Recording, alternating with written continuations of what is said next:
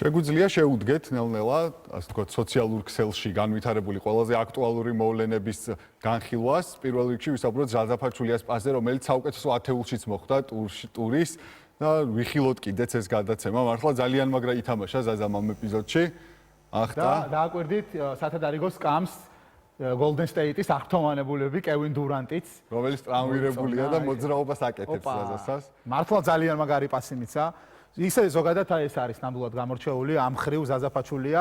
გარდა იმისა, რომ არის ძალიან კარგი მებრძოლი, ვთქვათ, სამწამიანში არის ძლიერი, ცოტა არის ჩემი აზრით NBA-ში ისეთი მოთამაშე, ისეთი ცენტრი, რომელიც ასე კარგად ფლობს პასის კულტურას და იგივე მარგაზოლი შეგვიძლია ვახსენოთ, რომელიც ერთ-ერთი საუკეთესო ამ ხრივ და ფაჩულიაც იქვეა, ძალიან მაგარ პასებს აკეთებს და სასიამოვნოა, როდესაც აი ამ დონეზე კევინ დურანტი და ასეთი სუპერვარსკვლავები აღფრთოვანებას მალავენ ზაზას მოქმედები და თან სანახაობრივია სპორტი პირველ რიგში ბევრისთვის სანახაობაა, ამისთვის უყურებენ ადამიანები და ზაზას სანახაობრივი მომენტები ძალიან კარგია. ბევრი იყო კამათი მაშინ, როდესაც All-Star-ზე მიდიოდა შერჩევა, რომ ზაზას რა უნდა იქ და აი ესეთი ეპიზოდების გამო შეიძლება სწორედ რომ ზაზა იქ მოხვდეს. კი, იმიტომ რომ ზაზა იმდენად ანუ არა აქვს მაღალი ნახტომი, რომ ეფექტურ ჩატენუებს და ასე თქვათ რაღაცებს ვერ აკეთებს, ათლეტური არ არის და ამიტომაც საყოველთაობენ რომ თითქოს სანახაობრივი მის თამაში არ არის, მაგრამ თუ კარგად დააკვირდებით, ზაზაფაჩული ესეთ პასებს აკეთებს, რომ ეს არის კალათბურთში ერთ-ერთი ყველაზე სანახაობრივი ჩემი აზრით და სასიამოვნოა ნამდვილად. ნუ შემდეგი ძალიან საინტერესო და სახალისო ამბავი ისლანდიაში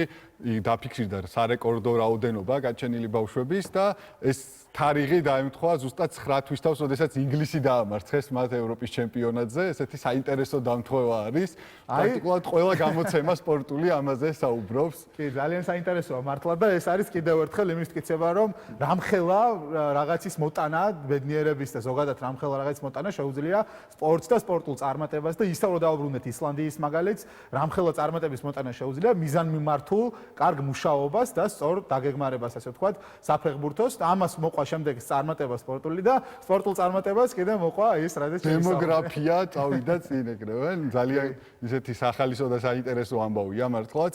შემდეგი ამბავი ნაკლებ სახალისოა განსაკუთრებით არგენტინის გულშემატკივრებისათვის. ლეო მესიმ მიიღო 4 მატჩიანი დისკვალიფიკაცია, 5 მატჩი გადარჩა არგენტინის ნაკრებს სათამაშო, ასე ვთქვათ, მსოფლიო ჩემპიონატის შესარჩევ ეტაპზე და განმარტებული არის თუ რატომ FIFA-მ განმარტა, ასე ვთქვათ, შეურაცხყოფა მიაყენა მან დამხმარე მსაჯს, გვერდით მსაჯს და ამის გამო მიიღო სწორედ. არადა საინტერესო სტატისტიკა. ისე მესი ზოგადად არ ახასიათებს არა, ლუკა, ესეთი რაღაც აგრესიული რაღაც.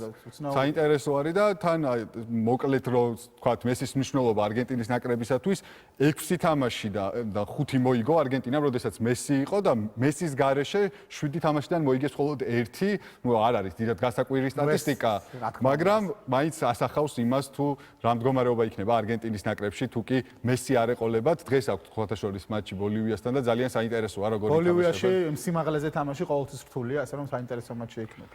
და ნუ ეს კამლშტოხის ნახტომი შენ გიყვარს ძალიან სპორტის ეს სახეობა და მართლაც საოცარი ნახტომია და რო უყურებ ცოტა სახიფათოც არის უკვე გასწორებულ ადგილას ეშვებიან პრაქტიკულად ხტომელები. ზოგადად ეხლა ბოლო პერიოდში წელს განსაკუთრებით საოცრებებს აკეთებენ ტრამპლინ ნახტომელები.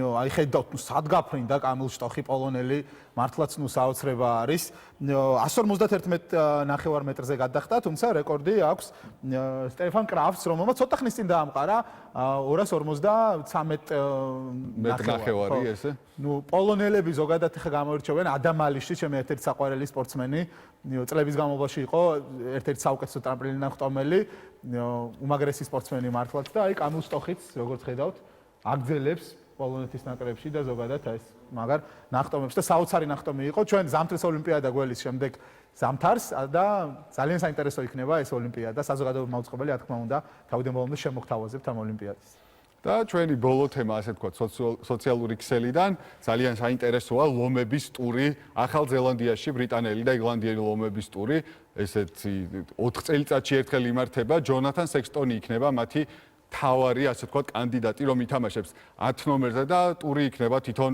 ერთ-ერთი ყველაზე საინტერესო ბოლო წლებში წინა წლებში 2-4 წლის წინ ზუსტად ეს ავსტრალიაში ჩავიდა British and Irish Lions-ი ლომები და წააგეს მათ 3 მატჩის ჯამში. ახლა საინტერესოა ზელანდიას როგორ გაუმკლავდებიან მოქმედ მსოფლიო ჩემპიონს და ბევრი მატჩი აქვს მათ სანამ ზელანდიის ნაკრებთან ითამაშებენ. თამაშები ექნება ძერაგბის კლუბებთან, ბარბაროსებთან, ზელანდიელ ბარბაროსებთან და მოკლედ საინტერესო დატვირთული ივნისი გველის რაგბით ერთთვიანი, ასე ვთქვათ, ზეიმი ბრიტანეთის ლომები, ბრიტანეთის და ირლანდიის ლომები, უბრალოდ ასე ეწოდებათ, მათ დაუპირისპირდებიან ახალ ზელანდიას. ნუ სულ ეს იყო დღეისათვის ჩვენი სოციალური ქსელის მიმოხილვა.